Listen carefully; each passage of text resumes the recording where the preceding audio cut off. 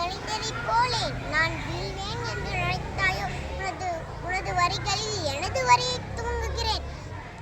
பாரதி தமிழ் கவிதையிலும் உரை நடையிலும் சிறப்பான புலமை கொண்டு நவீன தமிழ் கவிதைக்கு முன்னோடியாக திகழ்ந்தார். தனது 11ஆம் வயதில் பள்ளியில் படித்து வரும் பொழுதே கவிப்புண்ணியம் ஆற்றலை வெளிப்படுத்தினார்.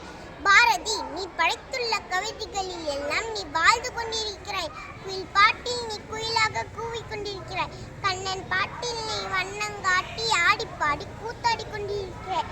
சுயசரிதையில் நீ ஒரு அகினி குஞ்சு. பாஞ்சாலி சபதத்தில் நீ பறந்திடும் காட்டுத்தீ. வசன கவிதையில் நீ உழுவும் தென்றல். உரை நடையில் நீ ஒளிரும் தென்றல். ஜாதிகள் இல்லையடி பாப்பா என சமத்துவ கன்றல். இந்திய விடுதலைக்கும் இளைஞர்களின் வளர்ச்சிக்கும் உழைத்த இப்படி பலவாக வாழ்பவன் நீ, பலமாக வாழ்பவன் நீ.